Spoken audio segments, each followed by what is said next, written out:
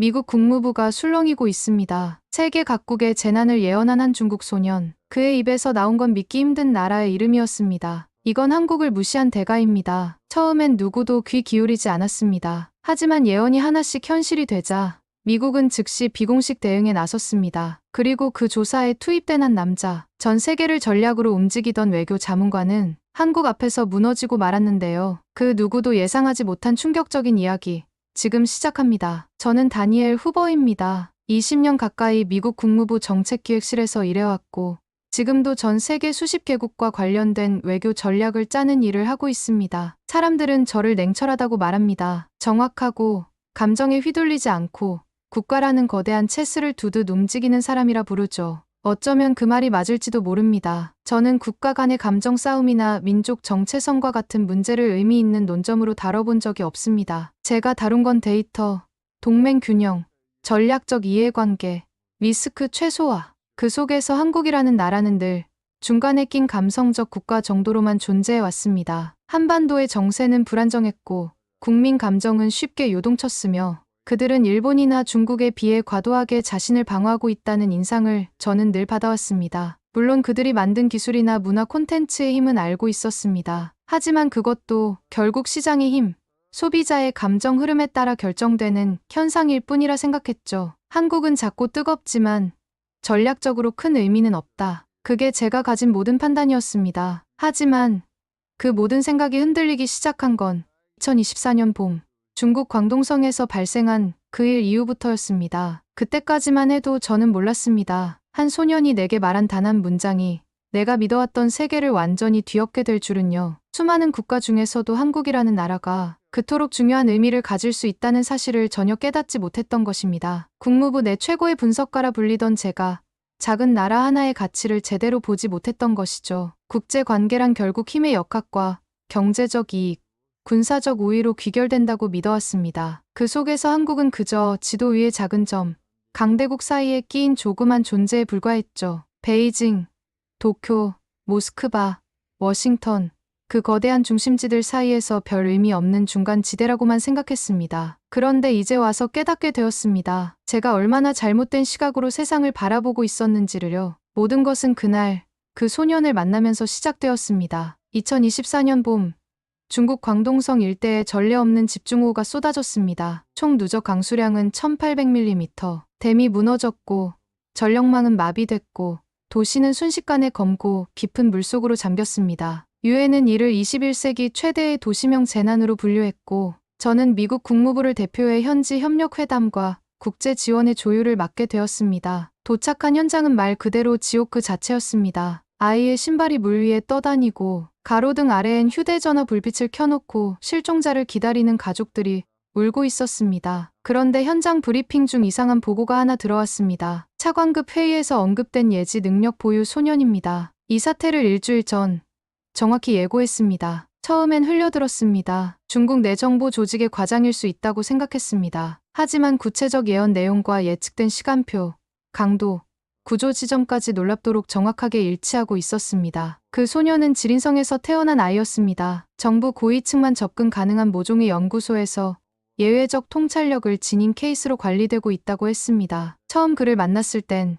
마치 기계 같은 눈빛을 하고 있었습니다. 표정 하나 없이 말했습니다. 이건 단순한 홍수가 아니에요. 하늘이 한국을 무시한 죄를 묻고 있는 겁니다. 그 말을 듣는 순간 회의실에 있던 사람들의 분위기가 싸늘하게 바뀌었습니다. 한국이라고? 누군가 피식 웃었고 누군가는 고개를 젓고 나갔습니다. 하지만 저는 그 말이 뇌리에 박혔습니다. 왜 한국이라는 단어가 이 사태의 중심에 등장한 걸까? 논리적으로는 설명되지 않았지만 무언가 거대한 흐름이 제 판단 바깥에서 움직이고 있다는 예감이 들었습니다. 그리고 그 감각은 단지 직감만이 아니었습니다. 그날 이후 그 소년의 말이 두 번 더 현실이 되었습니다. 예정된 대지진, 통신망 마비 사태, 특정 지역의 탈출 경로 붕괴까지 모든 게 그 아이의 입에서 먼저 나왔습니다. 그리고 소년은 늘 조용히 말했습니다. 모두 한국을 경시한 대가입니다. 예언이 현실이 되기까지 걸린 시간은 단 72시간이었습니다. 지린성 북부, 그 소년이 구조라인이 끊길 것이라 예고한 정확한 지역에서 산사태로 9호 수송로가 붕괴됐습니다. 화물차 2대가 매몰됐고 구조 인력 중 7명이 연락이 끊겼습니다. 저는 머리를 쥐고 앉았습니다. 혹시 우연이 아닐까? 사고는 항상 발생하는 법이니 과하게 해석하는 것일 수도.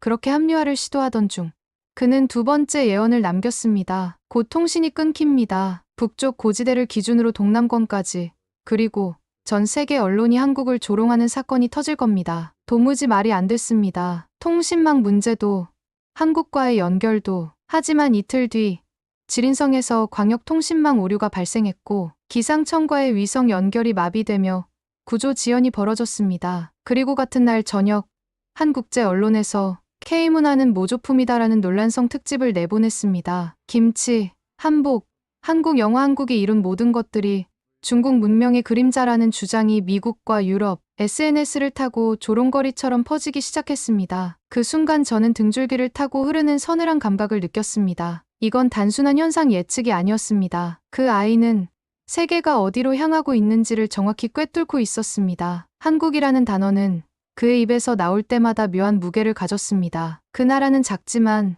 너무 많은 것을 품고 있어요. 그래서 사람들은 그것을 모른 척하려 하는 거예요. 그래서 하늘이 대신 주의를 주고 있는 겁니다. 그 말이 자꾸 머릿속에서 맴돌았습니다. 저는 그날 밤 책상 위에 쌓아두기만 했던 한국 관련 외교 보고서들을 꺼내기 시작했습니다. 외면했던 문서들, 피상적으로만 읽었던 단어들, 한 번도 진심으로 들여다본 적 없던 내용들. 그 속에는 우리가 놓치고 있었던 어떤 작지만 깊은 울림이 담겨 있었습니다. 그리고 그날 저는 처음으로 스스로에게 이런 질문을 던졌습니다. 나는 지금까지 한국이라는 나라를 한 번이라도 제대로 이해해보려 했던 적이 있었던가? 그날 밤 저는 책상 위에 쌓인 한국 관련 외교 분석 보고서들을 다시 펼쳐 들었습니다. 솔직히 말하자면 그 문서들은 그동안 제 책장에서 가장 먼 서랍의 자리에 있었습니다. 보고서엔 익숙한 단어들이 적혀 있었습니다. 사드 갈등, 동북공정, 위안부 문제, 문화기원 분쟁하지만 지금 다시 읽는 그 문장들은 마치 처음 보는 내용처럼 다가왔습니다. 우리는 늘 이렇게 말했습니다. 민족 감정은 전략적으로 별 의미 없다. 작은 국가는 흔들림이 심하니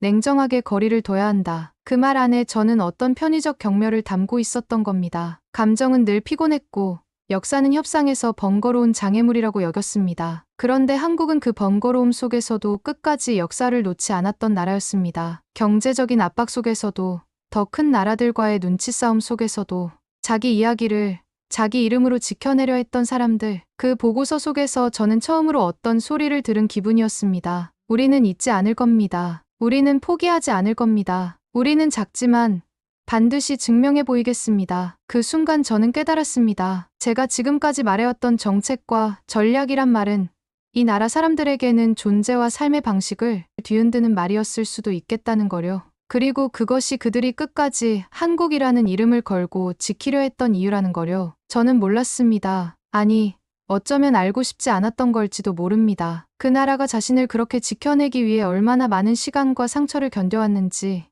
그리고 그 안에 어떤 정신이 남아 있었는지, 그 모든 걸 저는 그냥 불편한 감성으로 넘겨버렸습니다. 그 밤, 책장을 닫으며 저는 처음으로 제 스스로에게 정직해졌습니다. 나는 외교관이기 전에 한 인간으로서 너무 많은 것을 외면하고 살았구나. 그 회의는 어느 때보다 평소와 다르지 않게 시작됐습니다. 서로 익숙한 서류를 돌려 읽고 예상 가능한 국가별 전략 보고서가 줄줄이 이어졌습니다. 그리고 마침내 제 차례가 왔습니다. 저는 준비한 문서를 천천히 펼쳤고 주변의 시선이 내게로 향하는 걸 느끼며 처음으로 입 안에서 망설임이라는 감정을 삼키고 말문을 열었습니다. 이번 중국 재난을 통해 우리는 기존 외교 전략의 근본을 다시 점검해야 합니다. 특히 한국이라는 국가에 대해 지금껏 우리가 얼마나 편협한 시각으로 접근해왔는지 진지하게 돌아봐야 할 시점입니다. 말을 마치자 잠깐의 정적이 흐르고 곧이어 회의장 안에선 얇은 웃음소리가 퍼졌습니다. 설마 저 예언 소년 이야기를 진지하게 받아들이는 건가요? 한국이 세계의 핵심이라도 된다고 생각하십니까? 그 민족은 늘 감정으로 국제사회를 불편하게 만들었죠. 말끝마다 섞여 나오는 비웃음. 그 웃음 속엔 내가 감정에 휘둘리고 있다는 판단이 고스란히 담겨 있었습니다. 한 동료는 제게 노골적으로 말했습니다. 후보, 당신이 왜 냉정한 분석가로 평가받는지 잊지 마십시오. 이런 감성적인 제안은 당신답지 않아요. 그 말이 심장을 찔렀습니다. 그래서 저는 조용히 한 문장을 꺼냈습니다. 정확히 그 이유로 말하는 겁니다. 제가 냉정했기 때문에 그동안 너무 많은 걸 놓쳐왔다는 걸 이제야 깨달았으니까요. 그 말 이후 회의실은 다시 조용해졌지만 그건 이해의 침묵이 아니라 단절의 침묵이었습니다. 그날 밤 저는 제 사무실 책상 위에 사직서 초안을 올려두었습니다. 그건 꼭 제출하기 위한 것이 아니라 내가 지금 어디에 서 있는지를 확인하기 위한 표시였습니다. 그리고 그 옆엔 회의 중 메모지한 귀퉁이에 적었던 문장 하나가 남겨져 있었습니다. 한국은 우리가 놓치고 있는 마지막 정직일지도 모른다. 그로부터 몇 주 뒤 저는 외교 일정에 포함되지 않은 비공식 방문을 감행했습니다. 목적지는 서울. 공식적인 이유는 자료 수집이었지만 제 마음 깊은 곳에서는 그 나라를 눈으로 직접 확인하고 싶다는 어쩌면 처음으로 갖게 된 감정적 동기였습니다. 서울의 첫 인상은 놀라웠습니다. 복잡했지만 질서가 있었습니다. 바빴지만 그 안에 여유가 숨쉬고 있었습니다. 한강공원에서 만난 노부부는 텀블러에 따뜻한 차를 담아 나눠주며 이렇게 말했습니다. 누군가가 추우면 내 것도 따뜻하지 않습니다. 지하철 안 한 학생이 노인을 위해 자리를 비우고 자신은 몇 정거장을 더 서서 가는 장면, 도서관 안 누구의 지시 없이 책장을 정리하고 있는 청년들. 이건 문화도 교육도 아닌 마음의 습관이었습니다. 그때 저는 문득 한 예언 소년의 말을 떠올렸습니다. 한국은 작지만 너무 오래 혼자서 질서를 지켜온 나라예요. 그걸 알아주는 사람이 너무 없었을 뿐이죠. 이틀째 되는 날, 저는 지하철로 서울을 누비며 사람들을 관찰했습니다. 승강장에서 도착하는 지하철을 기다리는 사람들이 자연스럽게 줄을 서는 모습, 바쁜 출근길에도 서로를 배려하는 작은 몸짓들, 복잡한 역사에서도 길을 잃은 외국인에게 친절하게 길을 알려주는 시민들. 다음 날은 시장을 돌아다녔습니다. 상인들은 제게 맛보라며 음식을 건넸고 한국말을 몇 마디 해보라고 웃으며 권했습니다. 서툰 발음이었지만 그들은 진심으로 기뻐했습니다. 누군가 내 나라 말을 배우려 한다는 사실만으로도 행복해하는 모습이었습니다. 그날 밤 호텔 방으로 돌아온 저는 창밖으로 보이는 서울의 불빛을 바라보며 이 한 문장을 메모장에 적었습니다. 이 도시는 기술로 움직이지만 사람의 손끝으로 살아간다. 그 이후로 저는 서울에 머무는 며칠 동안 모든 일상을 기록하기 시작했습니다. 아침 7시의 거리, 점심시간의 회사 식당, 밤 10시 지하철 끝칸의 풍경, 그리고 그것들을 정리해 하나의 문서로 만들었습니다. 제목 대한민국 리셋 보고서. 두제 작지만 정숙한 나라가 세계에 가르쳐주는 것들. 그 보고서엔 제가 경험한 한국의 일상, 한국인이 가진 질서와 배려, 그리고 세계 속에서 그들이 감내한 무시의 시간들이 담겼습니다. 저는 이 문서를 국무부 내 전략 외교 게시 시스템에 올렸고 동료 몇 명에게 공유했습니다. 처음엔 반응이 없었습니다. 그런데 며칠 후 미국 외교저널의 한 기자가 제 보고서를 인용한 칼럼을 냈고 이제는 한국의 정신을 배워야 할 때라는 제목으로 퍼지기 시작했습니다. 생각지도 못한 공감이었습니다. 저는 알 수 있었습니다. 이건 전략이 아닌 사람의 언어였기 때문입니다. 그 후 한 주가 지나고 보고서는 여러 사람의 손을 거쳐 상부에까지 전달되었습니다. 그리고 놀랍게도 상원 외교위원회의 한 의원이 이를 언급하며 우리는 지금까지 외교의 본질을 놓치고 있었다는 발언을 했습니다. 보고서가 퍼지는 동안 저는 계속해서 한국에 대한 자료를 모았습니다. 역사책, 문화연구 자료, 그리고 특히 한국이 국제사회에서 받았던 압력과 무시에 관한 문헌들을 찾아 읽었습니다. 그 과정에서 깨달았습니다. 한국이 보여온, 그리고 지금도 보여주고 있는 회복 탄력성과 품위는 결코 우연이 아니라는 것을요. 그것은 깊은 역사와 문화 속에서 형성된, 그리고 수천 년 동안 이어져 온 정신이었습니다. 제 책상 위에는 이제 새로운 프로젝트가 놓여 있었습니다. 작은 나라의 큰 목소리 한국에게 배우는 국제 질서의 재구성. 누구도 관심 갖지 않을 것 같았지만 저는 알고 있었습니다. 이 내용이 필요한 시대가 오고 있다는 것을요. 워싱턴으로 돌아온 제 일상은 같았습니다. 책상엔 늘 하던 전략 문서가 놓여 있고 회의는 똑같이 반복되고 있습니다. 하지만 저는 예전의 제가 아니었습니다. 회의에서 누군가가 한국을 작은 플레이어라 언급할 때면 저는 조용히 이렇게 말합니다. 작은 나라가 세상을 움직이는 건 결코 군사력이나 자원 때문이 아닙니다. 그들이 지켜낸 정신 때문입니다.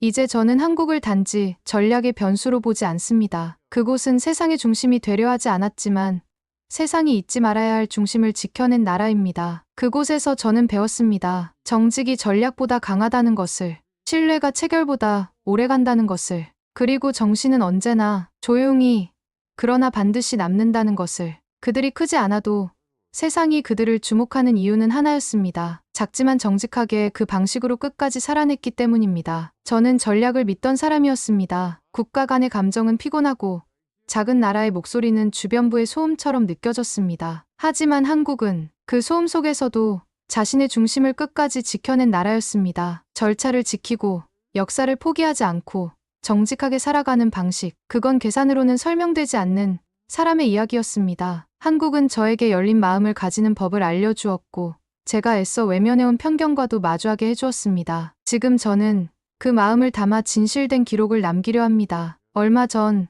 저는 제 커리어에서 가장 중요한 결정을 내렸습니다. 아시아 태평양 지역 정책 책임자로서 한국형 외교 모델을 공식 제안한 것입니다. 작은 나라가 품위와 원칙을 지키며 세계와 소통하는 방식에 관한 내용이었습니다. 놀랍게도 그 제안은 여러 부서로부터 긍정적인 반응을 얻었습니다. 그리고 조만간 우리는 한국과 함께 새로운 외교 패러다임을 구축하기 위한 첫 회의를 시작할 예정입니다. 이 모든 것을 가능하게 해준 한국에 감사를 표합니다. 오늘 사연에 대한 여러분의 생각을 댓글로 남겨주세요. 감동문클에서는 여러분의 소중한 마음을 모아 사연 주인공들에게 전해드리고 있습니다. 여러분 주변에 감동적이거나 재미있는 실제 사연들을 제보받고 있으니 언제든 저희 공식 메일로 제보해주세요. 오늘 들려드린 사연에 공감하셨다면 구독과 좋아요 눌러주시고 주변 분들과도 공유해주세요. 여러분의 작은 관심과 응원이 더욱 좋은 콘텐츠를 만드는 데 큰 힘이 됩니다. 오늘도 여러분의 하루의 작은 즐거움이라도 되었기를 바라며 지금까지 감동문클이었습니다. 끝까지 시청해주셔서 감사합니다. 다음에 더 감동적인 사연으로 찾아뵙겠습니다.